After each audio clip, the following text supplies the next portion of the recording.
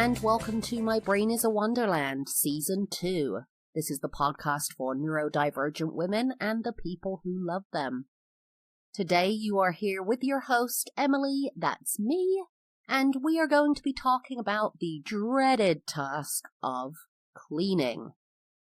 Now, I know that for most people, cleaning is not something that they enjoy. Whether you're neurotypical, neurodivergent, whatever you are, I don't think for most people cleaning is something that people find easy or brings pleasure to their life, except maybe for the outcome that you have a clean and organized space after.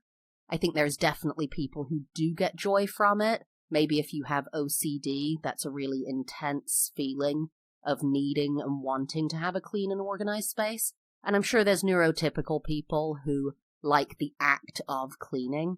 They like to do these types of activities. I don't even know how to describe them. I myself have always struggled with cleaning, maintaining a home, staying organized, and have always struggled to find the motivation to do it and to get out of that cycle of being surrounded by mess and disorganization and dirt, which stresses you out, so you know you should clean it, but you find it difficult to get up off the couch and do that, even though you know the outcome at the end will be beneficial for you.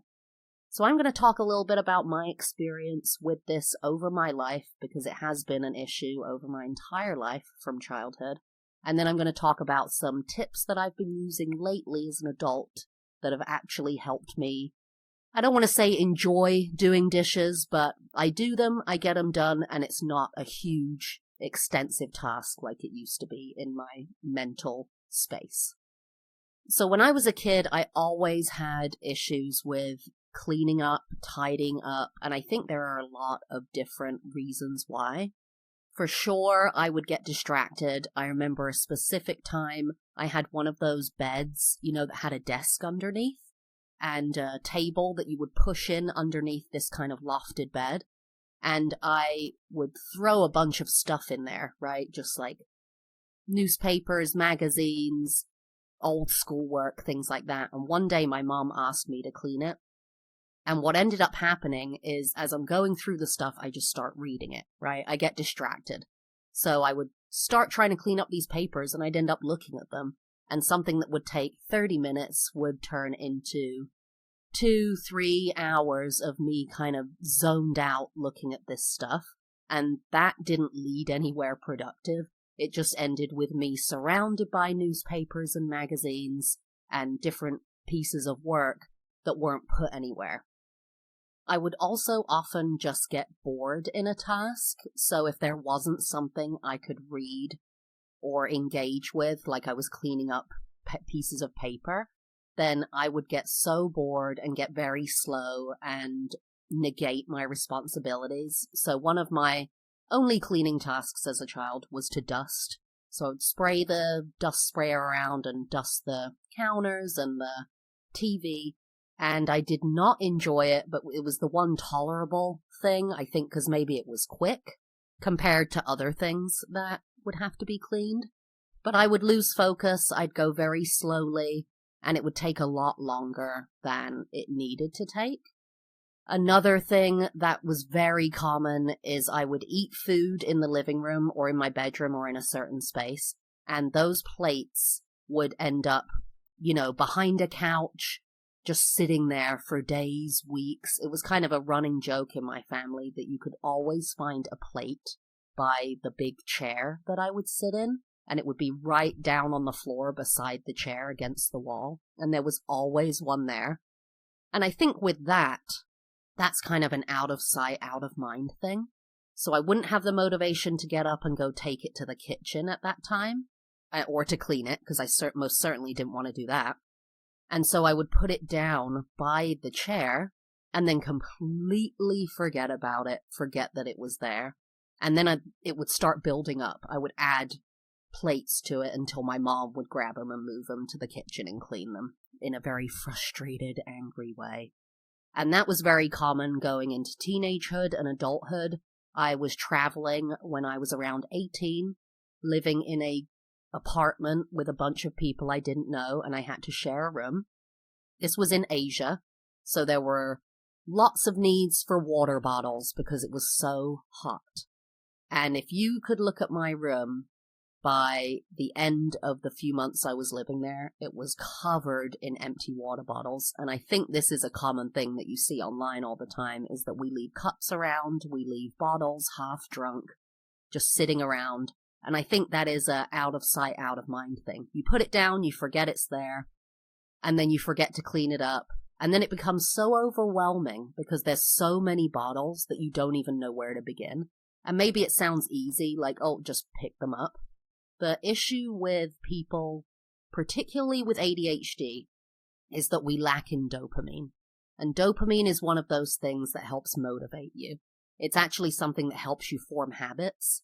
And habits are things that you don't need to think about, right? So when you're just walking to your bedroom at night and you go straight to the bathroom and pick up a toothbrush, that's a habit. You didn't have to initiate it in your brain. The thing with ADHD people is that you have to initiate every task. You have to think about it. You have to say, I need to brush my teeth. Okay, I'm going to go brush my teeth. Where's the toothbrush? Where's the toothpaste? Now I'm brushing my teeth. Which is mentally exhausting on all of us who have to live with this condition. And a lot of people don't understand how habits work who are neurotypical because they just work. They just happen. And so having to initiate this idea of cleaning up instead of just it's automatic that something you have that's dirty you now take to the kitchen, it's very difficult to do. The other thing regarding cleaning is the sensory issues that come from engaging with a lot of the tasks that need to be done. For example, I have always had issues with being wet when I'm supposed to be dry. I don't know if that sounds absolutely bizarre or if everyone listening knows exactly what I'm saying. But basically, if I am washing a floor and I'm wearing socks, or even if my feet are bare and my feet get wet, the soles of my feet, it is absolutely sensorily unbearable. I have to wear shoes, which can sometimes be an issue because I'm not always planning the best when I'm cleaning a floor, right? You should go from back to front so you're coming out of the room while you clean so you don't have to walk over the wet floor. And if you're wearing shoes, you're going to dirty up the wet part of the floor if you step in the wrong place. Another issue is doing dishes. I cannot stand my hands being wet and touching wet food. So if I come in contact with, bread that's been soaking, I literally just heaved. It's just awful. And so one of the things I use, which can also be a bit of a sensory nightmare, is dish gloves, rubber gloves. That has helped a little bit, but the worst thing, oh my god, the worst thing is wearing dishwashing gloves, the rubber gloves, and you stick your hand into, say, a sink full of water with food in it and dirty dishes, and it goes too far up your wrist and the water floods into your gloves. Like, oh my god, the sensory issues I have from doing dishes, honestly. It's taken me so long to realize that because I thought I was just lazy. I thought I was lazy, avoidant, just didn't have the knack for it, didn't have the stuff, I wasn't one of those rough and ready, I like to clean and get dirty kind of people. I was always seen as a little bit delicate. Just a little bit delicate and a little bit above it all. That I thought, well, I'm too good for this, which I never thought that, but people would look at me that way. I didn't like to be dirty on my clothes when I didn't expect to be. If I'm going to go outside and get dirty, I want to wear certain things. I remember being in a car with my husband and sister-in-law, and we were taking her dogs to the park, and I was in the back with the dogs, and one of them jumped on my lap and got mud on my pants. Just a little bit. I'm not talking, just a little dusty footprint. And I exclaimed, oh, there's mud on my pants. And I remember my sister-in-law, her tone of voice and what she said, you could tell she was kind of taken aback, that it's not that big of a deal. You knew we were going to the park. Why didn't you dress appropriately? And it's really not about that. Being unexpectedly wet or dirty really sends me. And it's a sensory issue and an unexpected issue, which I think neurodivergent people deal with a lot. And then another thing, which I think is really interesting, and I'd love to hear if other people have had this realization or issue, but my method of organization is absolutely dumpster fire. So if you go into my cabinets, and my husband has mentioned this, if you go into my kitchen cabinets, which I've quote unquote organized, there doesn't seem to be what a neurotypical person would say is a logical method to the organization. So, for example, I have all of my baking things in one cupboard, which seems logical, right? So flour, sugar, baking powder, baking soda, different things like that. But then I'll also have my pasta, my rice, my peanut butter and jam go in the same cupboard. And as I'm saying it, I think the pasta and rice belong there because they're dry and kind of remind me of flour. Or they're made from flour, I feel. Pasta is, rice isn't, it's a grain, but I kind of have this connection there. And then the peanut butter and jam go in there because you use them in baked goods. But when you're actually looking for things, I think to neurotypicals, this makes absolutely no sense. Another thing that I did, which I thought I was doing my husband and I an absolute service, but apparently I'm a psychopath. I got a label maker, and this is actually a good thing. If you are struggling with remembering where things are, get a label maker, put labels on your cupboards in your kitchen. It helps guests as well, but it helps you. I would always forget where things are, even when I've been living in a space for a long time. And if you have moved to a new space, putting labels helps because you have to reorganize the whole thing. But I got a label maker, and the whole plan was to get like 6 to 8 tubs for our utility closet where all different things would be, like tape, string, screwdrivers, nails, things like that. And I got these tubs and I labeled them up and put everything in there. And over the next few weeks, I slowly realized that my method of organization just didn't make sense to anyone else. The way I connect things together are not how neurotypicals connect them. I think they connect them like how they're used. And I think more of in like a cerebral, what do they mean way. So I think my husband would expect a screwdriver to be with the nails, but I put like the nails and the screws in with the tape because they're all attachments and adhesives, if that makes sense. You screw things in, you nail things in, and you tape things up. So they all went together. But then my husband's looking for screws and nails with the hammer and the screwdriver, but they're not there. So I'd love to hear from other people if you have this kind of wackadoo way of organizing that makes absolute sense to you. Like, duh, that goes with that, but it makes no sense to anyone else. And I think that's an issue because maybe sometimes when you're engaging with others in your home in terms of organization and cleanliness, it doesn't match up and it doesn't make any sense to anyone but you. And that doesn't help everybody. The saving grace is that I labeled everything. So I told my husband, look, it's labeled. However wackadoo it is, at least the tubs are labeled. So just look at the labels if you're looking for something. Now, with regards to what has been working for me, these are things that some of them I collected from different online resources, and other things I just kind of realized helped me. One of the things that I did growing up with my mom that I now realize is something that's really necessary sometimes and really does help me is body doubling.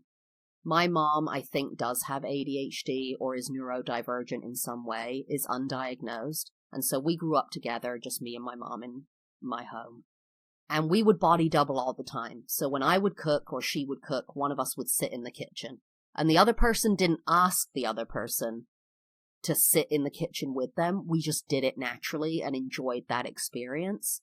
And now I'm realizing that it's a body doubling situation. And what body doubling is that if you are neurodivergent and you need to be motivated to do something, cleaning, cooking, whatever, studying, it helps to have just a person in the room with you while they do something, or just sitting there hanging out. So if I'm cooking, I like my husband to be in the room. He could be on his laptop in the room, in the kitchen. He could be doing whatever. He could be doing dishes. I love it when he does that. He does dishes, I cook, and we're just in the room together. And it helps push the motivation. It helps keep the energy going, I think, of having someone else there. And just generally is a good motivation tool. And I've done that my whole life, like I said, but I didn't realize that I was doing that until I started looking into ADHD and things to help. And I was like, oh, body doubling. Yeah, that's a thing. And I've done it and I love it.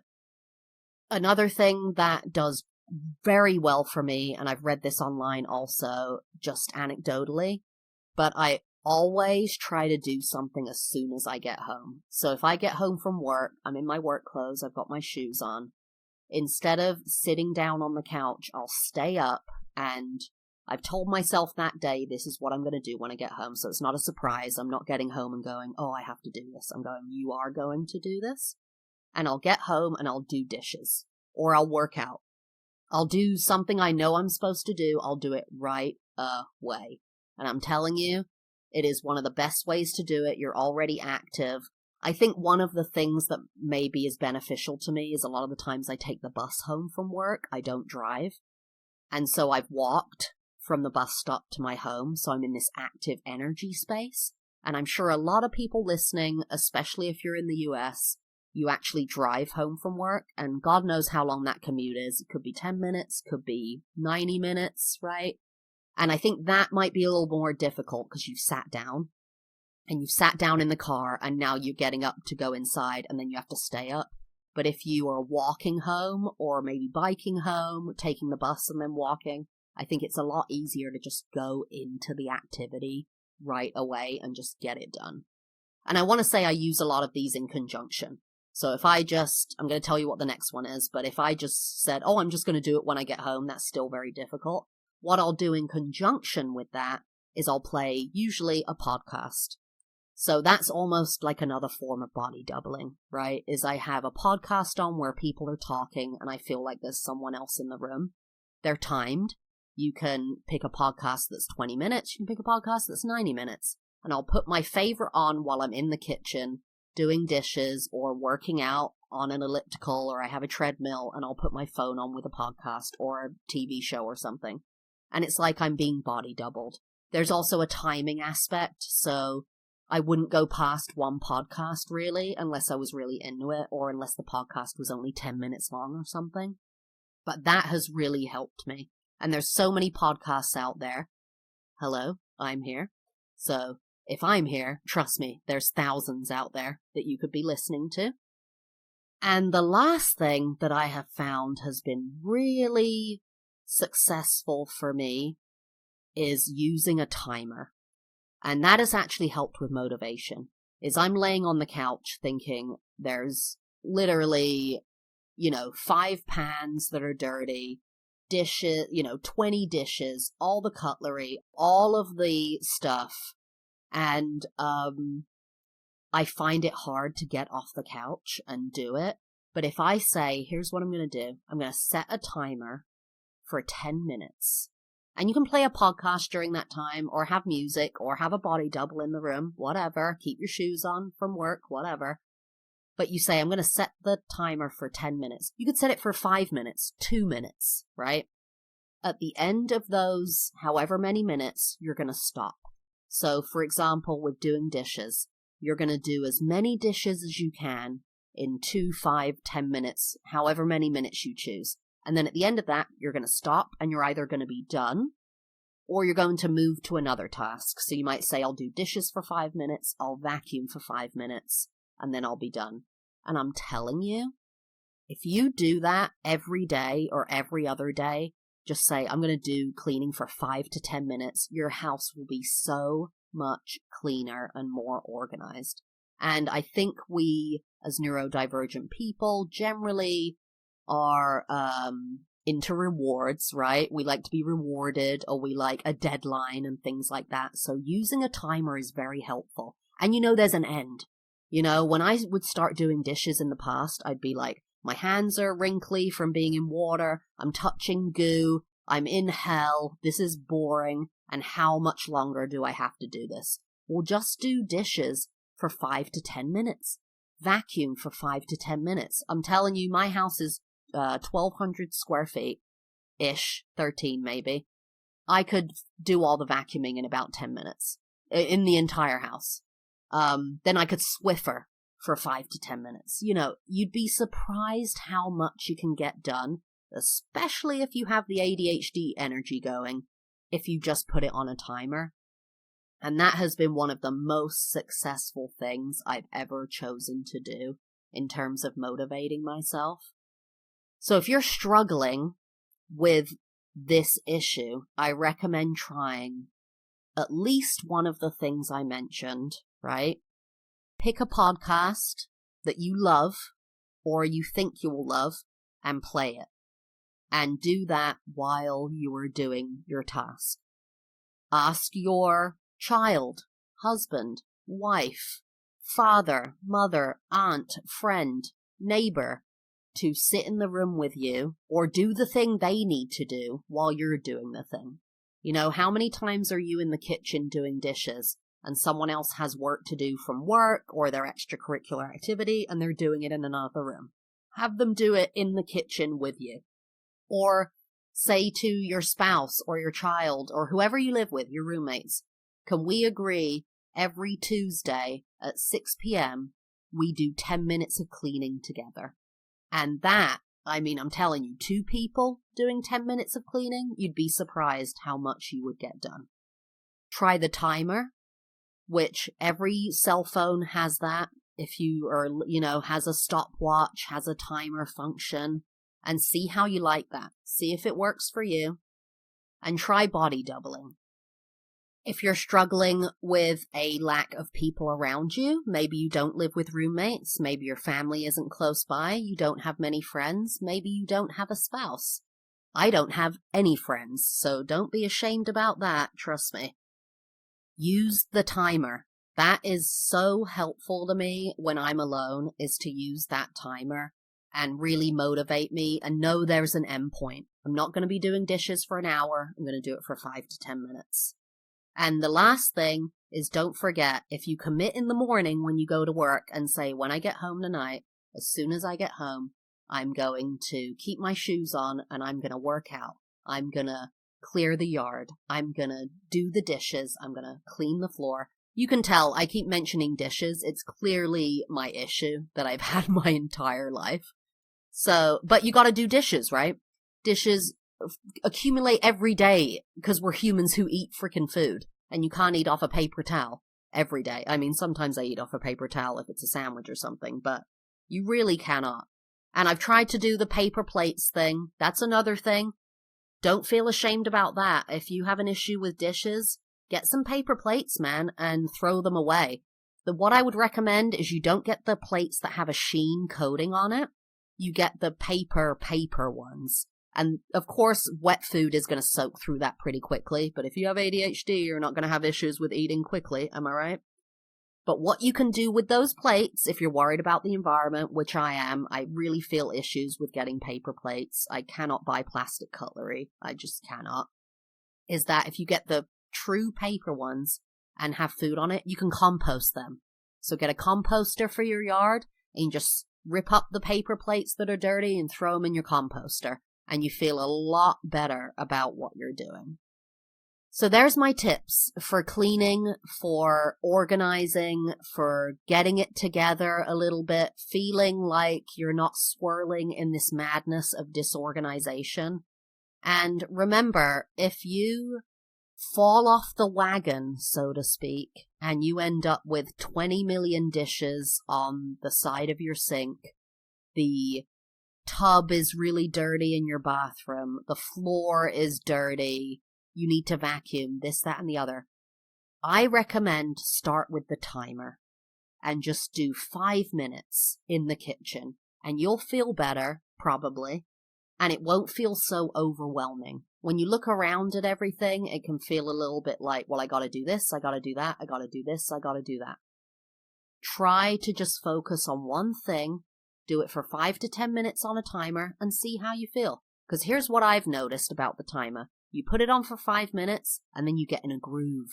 And that alarm goes off, and instead of stopping it, you snooze it. And then you realize, oh, I can actually do this for another 5 minutes, and maybe another 5 minutes. If you can't, that's fine. You did 5 minutes. That's better than nothing. And like I said, that ADHD energy will carry you through for 5 minutes in a way that you'll be surprised how much you can get done. So take those tips and let me know if any of you use them, because I'd love to hear from anyone who is getting benefits from listening to this podcast and having it resonate with them. You can reach me at mybrainisaWonderlandpod@gmail.com. You can find all of my social media handles in the show notes, but it's pretty much My Brain is a Wonderland everywhere on Instagram, TikTok, YouTube. And I will see you again on My Brain is a Wonderland Season 2. Have a great rest of your day. Bye-bye.